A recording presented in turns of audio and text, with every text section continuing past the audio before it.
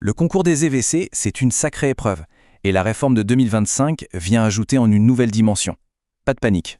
Dans cette analyse, on va décortiquer ce défi, clarifier les changements, et surtout, tracer une feuille de route claire pour aller vers la réussite. C'est vrai que face à ces changements, on peut vite avoir l'impression d'être dans un vrai labyrinthe. Beaucoup de candidats se sentent un peu perdus. Le but ici, c'est justement d'apporter de la clarté et de donner une direction. 85%. C'est un chiffre qui frappe.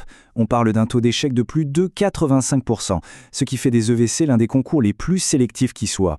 Face à ça, une stratégie intelligente, ce n'est pas juste une option, c'est absolument indispensable.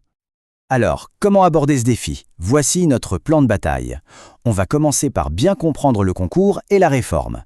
Ensuite, on verra comment construire un plan stratégique efficace, puis comment maîtriser la méthodologie, et enfin, on se préparera pour le jour J pour mettre toutes les chances de son côté. Premier point, et c'est le plus important, la réforme de 2025. Elle amène un changement majeur qu'il faut absolument intégrer, la création de 2 voies d'accès bien distinctes. Chaque candidat doit donc se positionner, soit la voie interne pour les médecins qui exercent déjà en France, soit la voie externe. Et ce n'est pas un petit détail parce que tout le reste en dépend. Les conditions d'inscription, le format de l'examen et un point crucial, le nombre de postes. Et justement, en parlant du nombre de postes, les chiffres parlent d'eux-mêmes. Il y a 10 fois plus de places pour la voie interne. Ça change complètement la donne et ça en fait une opportunité énorme pour les candidats qui sont éligibles. Le format de l'épreuve aussi est radicalement différent.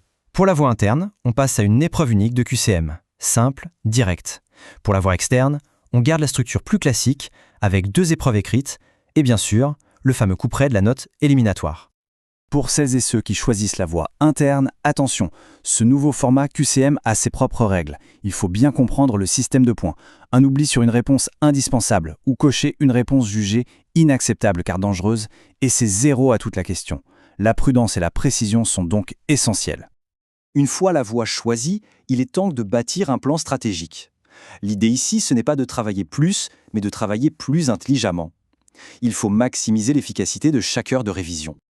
Cette phrase résume parfaitement la philosophie adoptée. La profondeur prime sur la largeur. Maîtriser à fond les sujets les plus importants garantit bien plus de points qu'un survol superficiel de tout le programme. Alors concrètement, on fait comment? Voici un plan en 5 étapes. D'abord, on se concentre sur les sujets qui tombent le plus souvent. Ensuite, on attaque ses points faibles en premier. Pour la mémorisation, on utilise le rappel actif, comme la fameuse technique de la feuille blanche. Puis, on crée des résumés très concis. Et enfin, on pratique avec des cas cliniques et des annales. Abordons maintenant un point souvent négligé, mais qui peut vraiment faire toute la différence entre la réussite et l'échec, la méthodologie. 50%. D'après les lauréats et les formateurs, la méthodologie, ce n'est pas un petit plus, c'est la moitié de la note. Ce qui est évalué, c'est autant la capacité à structurer sa pensée que les connaissances pures. Par exemple, pour une question diagnostique, une réponse vraiment parfaite suit systématiquement 5 étapes. Ça permet de n'oublier aucun élément crucial et de transformer une simple réponse en un raisonnement clinique complet et argumenté. Et cette image illustre parfaitement la méthode en action. Au lieu de juste dire « calcul biliaire », une interprétation méthodique va décrire l'image avec une grande précision sémiologique, avant de la lier à un diagnostic compatible. C'est cette rigueur qui est valorisée. Ok, la stratégie est prête, la méthodologie est en place, il ne reste plus qu'à se concentrer sur l'étape finale, aborder sereinement le jour de l'examen. Le jour J, la logistique est clé pour rester calme. Il faut donc anticiper, repérer le lieu de l'examen, arriver en avance, préparer sa convocation et sa pièce d'identité, penser à éteindre son téléphone, à prendre de l'eau, une collation. Et surtout, se rappeler que c'est normal de se sentir un peu perdu au début. Gérer ces détails permet de libérer son esprit pour se concentrer uniquement sur l'épreuve. Pour finir, récapitulons tout ça. Si on devait tout condenser, quels seraient les principes fondamentaux à garder en tête pour la victoire? Finalement, la réussite repose sur 5 piliers. 1. Bien identifier sa voie, car tout le reste en dépend. 2. Étudier stratégiquement en privilégiant la qualité.